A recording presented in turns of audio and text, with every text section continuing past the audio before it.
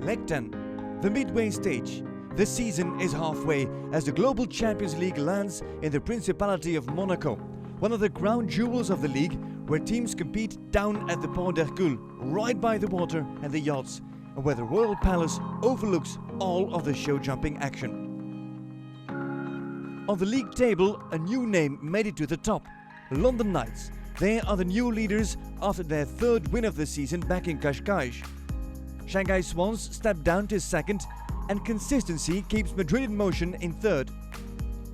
Miami Celtics didn't do so bad in Cascais, but couldn't avoid a two-place drop to fourth. For the first round of the league in Monaco, we had to wait and see how horses would deal with the circumstances, as some came straight from Cascais, where they competed on the big grass field and now being faced with a tight sand ring. London Knights were first to go and sent in Ben Mayer as pathfinder with a fairly young and unexperienced F1 USA. The successful Brit saw two fences fall and was clearly disappointed. Knights opted for the same pairing of riders that clinched the win in Cascais, and that meant that Martin Fuchs was next. Safe through the first stages of the course, he saw two fences fall in the end. And remarkably, he's inside the time, but only just 73.38. Monaco Aces also had an early draw, but performing in front of home crowds does bring out the best. Furious George and Laura Prout signed for a clear, the first of the entire competition so far. Maron Zanotelli, who won here last year on a different team, had Kodak jumping in great style.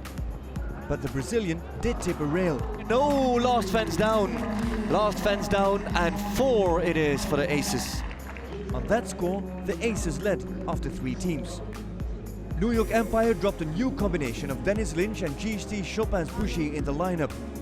Untested on this terrain, the combination proved bulletproof, getting the team off on a good start.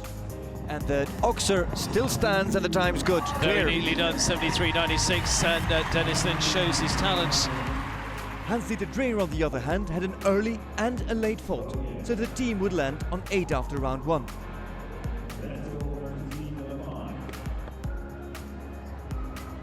Chantilly Pegasus didn't get the best start of the season and took a blow as Constant van Paarsen lost the ride on some of his main horses. But the Belgian bounced back with new horses and great results. Oh, good double clear from Constant van Paarsen. A clear for Van Paarsen and Chantilly Pegasus. René Lopez tried his heart out to get a double clear, but he saw his efforts come apart. 4 for jumping and 2 for the clock made it a team total of 6. At that point, second place, a season's best after round 1 for Chantilly Pegasus. Scandinavian Vikings sit midfield of the league, and with Geir Gulliksen and Evelina Tovek, a genuine Scandinavian team is put together in Monaco. The young and talented Swede produced a marvellous clear on her just as young and talented Winnetou de la Amante Z. Mind the front rail, robs it, leaves it standing and gets the clear in for the Vikings. Yes, certainly no signs of nerves here today at all. Norwegian Geir Gulliksen was trusted with the job to finish the day with his second clear. However, after 10 teams, no one had succeeded in that. Gulliksen rode and fought his way through, especially when it got tough in the last section. Combination 1 and 2 and through on double clear. The first double clear was a fact. The Vikings led. Miami Celtics had some ground to make up after the drop in Cascais. Under 25 rider Harry Charles chose for a new mount for the campaign in Monaco, but the choice didn't turn out as wanted. Oh, and the blank quite late. And another one. Oh, the Celtics 3 down, 13 to 12. Last year's Grand Prix winning combination of Shane Breen and Ipswich went in to control the situation. Breen and Ipswich got 1 down and the team total rose to 16. On the ranking after round 1, Scandinavian Vikings lead as the only double clear, and they have a 4-point lead on the home team Monaco Aces. Chantilly Pegasus also recorded season's best, sitting in 3rd after round 1 on an unusual 6 points.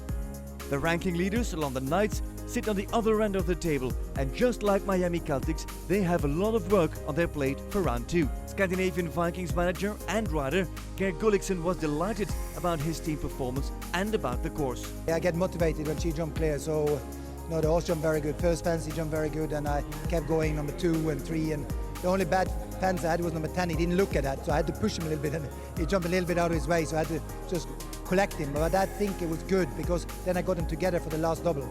Would you call that age or experience? You can decide that. For round 2 in Monaco, we will need a calculator, as teams are faced with the most unusual spread of scores. Every rail and every second will count. And one thing is clear: the first victory of the season for Scandinavian Vikings will not come as a gift.